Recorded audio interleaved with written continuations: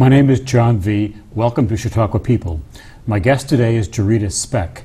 She grew up on a farm in western Oregon, graduated from Vail Union High School, did undergraduate work at the University of Oregon, receiving a degree in elementary education. Afterwards, she accompanied her husband, Dick, while he attended seminary at Butler University in Indiana. Subsequently, he was called to Grove Street Disciples Church in Tonawanda, New York. Joreta taught 5th grade for 20 years, mostly at Niagara-Wheatfield, and obtained a master's degree from the University of Buffalo. She's led several major redevelopment and construction projects on the grounds at Chautauqua Institution. Joreta, how did you find your way to Chautauqua? When we moved to Western New York from Indiana, we had a friend who, in the church there, who said, "I think I know a place where you would like." And he brought us to Chautauqua one Sunday afternoon, and we immediately fell in love, and then we continued to go there for our vacations. Right. Now, when you were on a vacation in Chautauqua, where did you stay? We stayed at the Ministers' Union and the Disciple House, mostly. Mm-hmm. And when did you become interested in Chautauqua real estate? It was 1983, and Dick had taken the summer as a sabbatical and come to Chautauqua for the whole summer. I was in Tonawanda at home. Kids were all grown. I was home for the first time, I think, in my life by myself for a summer. And Dick and I had talked at times about the fact that, gee, it would be nice to have a place at Chautauqua. And so I started checking out books and studying up on condos and co-ops and everything I could get my hands on. Where did you find the books? The Buffalo Public Library. Wonderful. And you made good use of that then. So tell us, what was your first project at Chautauqua? First thing I did was to put an offer in on 23 Waugh. Right. We have some pictures of these coming up, and if we can take a look at that. There's 23 Waugh. It was an apartment house, and what I decided that maybe we could do would be to buy the house, sell most of the units, keep one for ourselves, and then we'd have our little place at Chautauqua. Wonderful. How many units were there? There were 6, and then it had an attic, so we made it into 7. Right. Now, was there difficulty finding people who were interested in apartments at Chautauqua at the time? Actually, we put an ad in the paper, which I found out later, you're not really supposed to do that. But I put an ad to see if there were people who were interested in sharing in the purchase of a building. And we had 35, I think, replies to that. 35 ad. replies for how many units? For 6. For 6 units. So you took care of the first 6 who came along, who were serious customers. Then what did you do? Several of the people who didn't get in on that one said, "Would you buy another building?" And they said, "We'd like in on that." Right. So I looked for another building. And what was the building? That was the Aldine. Aldine. And if we could take a look at the Aldine here. There it is. Beautiful building. That's probably my favorite building on the grounds. Now, what did Dick say after seeing you return from the Aldine? I was coming up the hill, and he was coming out of the lecture, and he says, "Oh my gosh, I think we bought another building." Now, let's talk. Can we take a look at the Aldine again for just a moment? And how many units are in the Aldine? 9. 9 units. You left it with 9 units. And when you bought it, what was its status? It was actually, when we bought it, it was just a rooming house. There were no apartments in it or anything. So we totally gutted that building and reconfigured it. And then you had substantial work to do and permitting and all sorts of things along the way. And somehow it came along, and it's a good issue. Now, you had 30 people, you sold 6. That means you probably got something in the 20s still looking for a house, and you've only got 9 units to sell. What's next? The next thing we did, I had one of the people who didn't get in on any of that saw us out on the plaza one day and said, "What are you going to do next?" And I kind of looked across the plaza and said, well, I know what I'd like to do. And I said, I'd like to get the St. Elmo and redo it. Right. Tell us, and when did you do the 2325 Waugh, or 2533 Waugh? Those came subsequently or before the St. Elmo? They came before the St. Elmo. Okay. Actually, we ended up renovating. Can we see 25, 23 Waugh? 23 Waugh did not require much renovation. Okay. Then we did in 1983 and finished it for the season of 1984. We Okay. finished the Aldine. Okay, in 1984 you finished the Aldine. When did you move on to 25 Waugh? That was after, actually that was after the St. Elmo. After the St. Elmo, I didn't realize that. Okay, can we see 25 or 33 Waugh? There we go. That's 25. I did that after the St. Elmo. After the St. And we'll Elmo. come, because the St. Elmo is the big one, so we'll come back to that. And let's take, and how many units were in that one? There are 7. Okay, no, and then no, 6. Sorry. 6. The same sort of thing. Did you gut that one? No, No. it was already apartments. Right. It was an apartment building. So that was just remodeling an apartment building. And then let's take a look at 33 Waugh. 33 Waugh, I kept trying to sell. I was a real estate broker, and I kept telling people, you know, you could buy this building and turn it into a co-op, and you'd have a nice building. Nobody would do it, so finally I said, I guess I'll do it. And it worked out for you. It worked out good. No problem with that one. Now, your biggest project was the St. Elmo Hotel. Can you tell us a little bit about the old St. Elmo and what was wrong with it? The old St. Elmo, well, a constructional engineer looked at it, and he said, "Get me out of this building. It's unsafe." Okay. It was the main supports were bowed from years of being the moisture had they were wooden beams, and they were holding on by about 1/4 of an inch when we finally tore it down. Matter of fact, a lot of people, it was kind of the entertainment over the winter, tearing the building down, and people who had originally thought it shouldn't be torn down came and said, "Whoa, it's a good thing you're taking this down." Right. I have good memories of the old St. Elmo. I recall we mentioned my aunt and uncle who you knew, staying with them and sneaking into the St. Elmo to watch the 1980 Democratic presidential convention when it was contested. And as a younger kid, we snuck in the back. There were old men playing pool in the back room. There's wonderful old stories about it. And we used to have a nickname for it called the St. Elbow as kids. And I'm going to the St. Elbow. You don't belong in there. You don't have a room, whatever. But indeed, that's it. Well, we ran it the last, we purchased it at the end of the 84 season. We ran it the 85 season, and we have a lot of St. Elmo stories from that. So I may have been one of the people who was squatting in there in front of a television who had no business, and he said, "Hey, fella, hit the road." No problem. Okay, so you managed it you for a year, and then you took it down. And let's talk about the concept of the operation for the new St. Elmo. We hired an architect and hired an attorney to help us with the condominium concept. Scott Lawson was the architect. Right. And Scott and I, we had an apartment in the top floor of the Aldine at the time. Right. And Scott and I would sit at a table in the evening, and he'd draw one thing, and I'd say, no, I'd take his pencil and draw another. Right. He said, I think we ought to do it this way. So he and I together kind of formed the concept for what we felt should be on that block of buildings. Right. Now, can you tell me how many units there were and what type there were?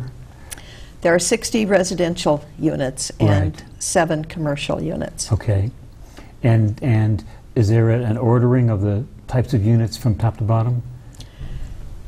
They're actually, each floor has a variety of styles It of does. units. It has Okay. 1, 2, there's only 1 3-bedroom in Right, the building. right. But studio units, 1 and 2 bedroom throughout. Are throughout, okay.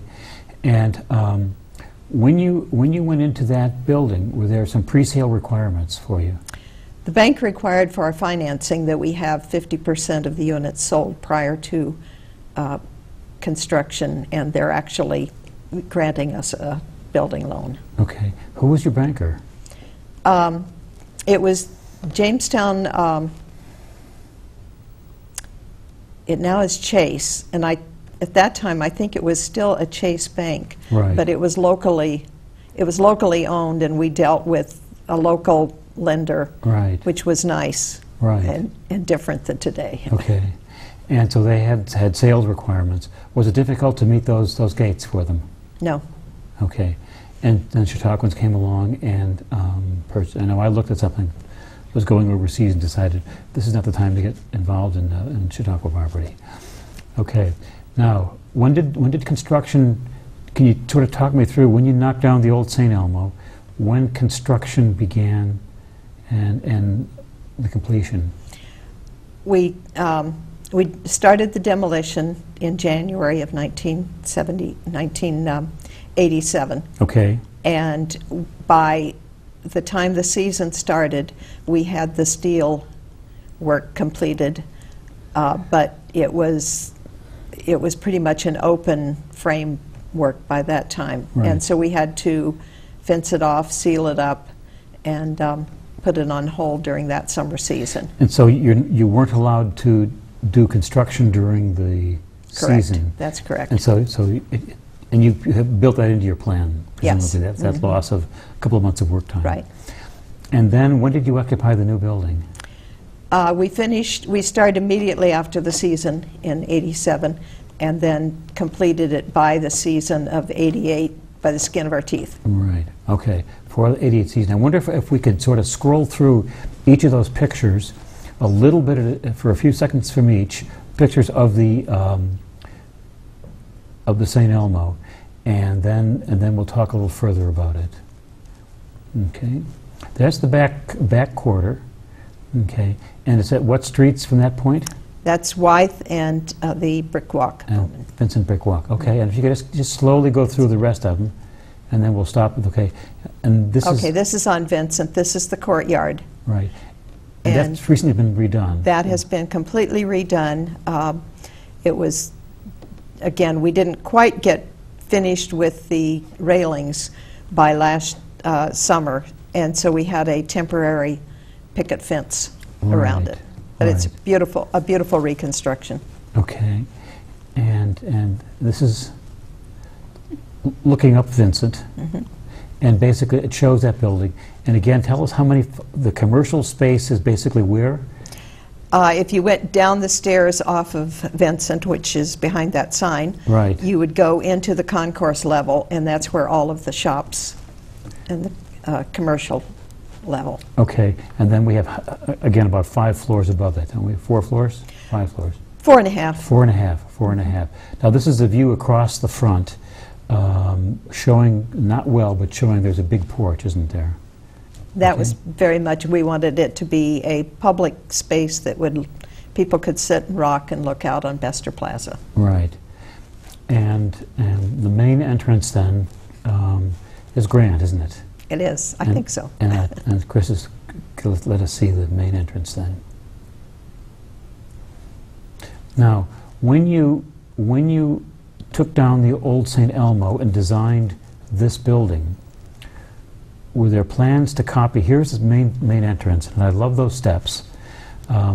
Were there plans to copy anything from the old building? Not to copy anything, but we did keep, our parlor has all the furniture from the old building as well as the chandeliers. Yeah, and let's leave the parlor on here for just a moment. And so then it's been recarpeted shortly. And we're going to come back to this when we talk about energy consumption. And we've really got to make trouble for Chris, and sometimes I make a lot of trouble for Devin, but Chris is going to get it today. And so that's the old furniture. Some of it looks like it may have been rehabbed, clean. It's all in good shape, fresh fabric on it. It's been twice. This was the second time this year that we had it refinished. Right. So it really looks magnificent, doesn't it? Doesn't it? Okay. And then let's take a look at our last view, which would be from the far side. And when we shot these pictures, they were just getting the Arts and Crafts Fair out of there. This was at dusk, and There's not normally a little canopy in the front on white there. Normally it's a wide brick area and a very welcoming reception. Okay? And so that's it. Now, when this project went up, it was taller than most of the other buildings in the area. Was there opposition to the project? Yes. Can you tell us a little bit about that in a capsule? The institution, or the board, had just gone through a phase of setting up guidelines for construction. Right. And we pretty much violated every one of those guidelines. Okay. So we had to go through about 16 hours, two full days of hearings in order to receive permission. Okay. And who was with you? Was the architect there, Chris Lawson? Scott. Scott Lawson. Scott yeah. Lawson was there, George Grasser, our attorney, and Right. myself. But just 2 days of education, basically. And that's You could call it that. that's no challenge for an experienced teacher, is it? Okay. Listen up. We're gonna teach you something, and you're gonna enjoy this. Okay. Now the building comes up. By the skin of your teeth, you get completion done on schedule, and you opened it for the '88 season. Yes. For the '88 season, and here this new building is. What did the opponents say upon seeing the new building? Almost everyone said we did the right thing, Mm-hmm. that it definitely was an improvement, and so most of them came over. Right.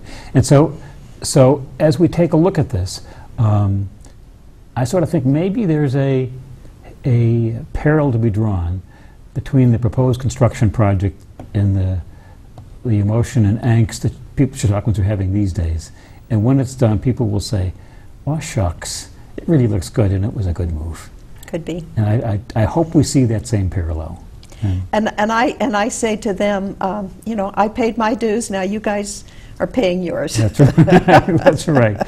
That's it. Let's talk a little more about the St. Elmo, and make trouble for Chris. If he could bring back that last picture, I want to talk about the management of the St. Elmo and how it's done. Our real estate company manages the physical plant of the building, and we have some very highly qualified people. We have a great staff Right. who do that. We personally, our company manages a number of rentals within, and we do about half of the units within the St. Elmo are rented during the summer season, Right. and then another half the owners occupy them themselves Right. with no renting. And there is a homeowners committee, is there not? The Homeowners Association, looking at it correct. very carefully. Mhm. Now, what's the current maintenance strategy? You told me that you have some people who do some very serious reviews of the systems. Could you explain a little bit about that? This is really remarkable. We have a building and grounds committee, Mhm. and then we have our primary maintenance man is Kevin Braun. Right. And Kevin goes through the building throughout the year and notes, and he works a lot with my husband Dick, drawing up what projects need to be done to make it more energy efficient, to make it all the systems, keeping them updated. Another one that we're looking at that's going to be a major thing is that the fire alarm system Right. within the building is 27 years old, and so we'll be looking at replacing Upgrading that. and modernizing that. Now, I wonder if we can go back to that picture of the parlor. And let's talk about the lighting and your efforts to improve. Wonderful. Let's talk about what kind of lighting is in there. The chandeliers, which I mentioned, are the old chandeliers from Right. the old St. Elmo. They are from Now St. Elmo. Mhm. Yeah, they are, and they're all LED lights. So you've taken these lamps that were probably 19th century, and you've got them running on LEDs. Mm-hmm. Okay, and All the other lights are also energy efficient lights. compact fluorescents or LEDs. Mm-hmm. Now, you told me that you do an energy. I'm going to make more trouble for Chris. Can you bring that back up? We got a couple more points here. Now, when we talked, you indicated that you do a periodic review of the energy consumption. And tell me about this building and this room and somebody inspecting closely. We have, on the energy consumption, we We had last winter, one of the things that Kevin proposed was to do some finding out where we have leakage of heat. Right. And we find that around the steel girders, between the ceiling and the floor above, there's an 18-inch right. vacuum or space. And so Kevin's son, Carl, who is also a contractor, crawled through there last winter, and wherever the steel girders hit the outside, there are small cracks, and we were losing heat through that. So you had some skinny guy then crawl around that roof at the edge and basically caulk and seal. Mm-hmm. Now, as a result of this kind of attention to detail, what's happened to your utility bills? Every year our utility bills have gone down. Right. Okay, and so it's a wonderful building. Now here's a question that's going to cause you some trouble. What's the relationship between the St. Elmo Hotel and that wonderful old 1980s movie titled St. Elmo's Fire? The gentleman who, Carl Kurtlander, who wrote that screenplay, had worked at the old St. Elmo as a busboy, right. And he had an infatuation with the girl who was a waitress in the restaurant. Okay. And I don't think she returned his love quite. Okay. And so he wrote the movie St. Elmo's Fire, but placed it in Georgetown. Right. But if you watch the movie, you will see a lot of Chautauqua items in there: the bats, the fountain, various things. And if you look at the pictures from the movie, the front looks like the old St. Elmo, doesn't it? Mm-hmm. Okay. Now let's talk a little more. In our remaining 6 minutes, let's talk a little more about the current status. Your current organization is titled CARE Chautauqua Area Real Estate. How many units do you manage? On the grounds, we manage not only within the St. Elmo, but also other properties, houses, and condominiums. We have about 50 properties that we manage. Right. Now, what are the primary challenges in maintaining this business, running this business? Help. Help. So you have difficulty getting people to come in and work? We're all of us in the area are competing to find people to help during the summer, and right. it's a major challenge for all of us. So during the summer there are jobs to be had? Mm-hmm. Correct. Absolutely, absolutely. Now, as your firm also does some real estate sales, for those of us who are viewing, most of us are not familiar with the current issues of financing. Could you sort of give us a capsule? What financing is available, and how do things happen? Financing can be obtained, but it's very difficult for second homes, because that was where the major problems arose in the crash and the banking, I don't know whether you call it a scandal, but the banking situation crisis, anyway, mm-hmm. the crisis. Mm-hmm. And so because of that, you have to jump through a great many hoops. It's much harder to get financing now than it was prior to that period of time. Right. And so we do a lot of our sales are cash sales. Cash sales. And that's simply the way things are then. Now, I wonder if you could tell me what is happening for prices of real estate in Chautauqua Institution and throughout the county.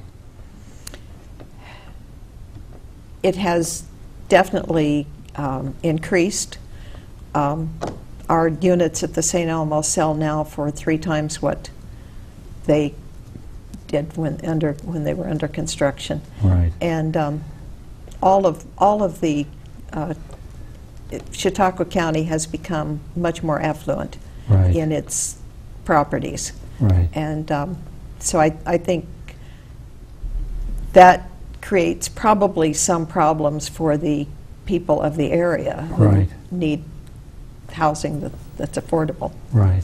And so with the prices, that's a bit of a difficulty. Now let's talk to our last gear. You have had a long experience here in Western New York, and starting out with winters north of Buffalo, and now doing winters south of Buffalo, with a little more control over your life. Where do you spend your winter? In Florida. In Florida. Mm-hmm. I have a great staff. We talk almost daily, but okay. It's nice to have telephones and Skype and all those kind of things now. And so to keep track of those folks. And I heard a rumor that you, as a former retired teacher and a retired preacher, were seen riding around in a red Jaguar. Well, it's an old one. It's an old one. But the rumor is true, is it not? It is. Okay. And what are your plans then for the future? You going to be riding around Western New York in the Jaguar, or taking it to Florida, or what's? I think our son-in-law of the Buffalo area is going to put it in one of his garages for his rental property, so we can eventually start flying back and forth instead of driving. That would be nice. That'd be good. Now, do you anticipate spending more time, less time here, or passing the business off to young folks? What's the? We plan to spend about the same amount of time here, Right. but our daughter is starting to move in to help us. She lives in Oklahoma City, and it's hot there in the summer. Right. And she enjoys. She's always been a Chautauquan. Her children call Chautauqua home, Right. as do our sons. Now, I heard that there are members of your family who enjoyed serving food, and that you got another generation of grandkids in culinary school. You better We tell do. us about them. A couple of years ago, we were having trouble finding somebody to run the restaurant. Right. And so I have the daughter, who's here now. Okay. His husband is a chef in Oklahoma, and he's over a large number of restaurants, Right. between 70 and 80. And so I said, Brad, would you come and run the restaurant and see if it's even possible to make a go of it? So Right. he came, and two of his kids and one of our sons came and ran the restaurant with Brad directing. Right. And now they're going into culinary. Culinary school. They found themselves and what they wanted to do And there. that's their career. And they did a wonderful job of it. They had it for 2 years, 1 year? 2. 2 years, 2 years. And we're just curious, we have less than a minute left. Tell me where the kids are going to culinary school, and if they have any plans. Culinary school in Hyde Park is where they're Hyde going. Park. Yeah, Culinary Institute of America. So they're going to be CIA. They're going to be CIA graduates. Okay. And that's generally regarded as being the best of the bunch, isn't it? That's right. That is. Yeah. That's terrific. Joreta, this has been great fun, and thank you for appearing on Chautauqua People, and do come back. Thank you. Great.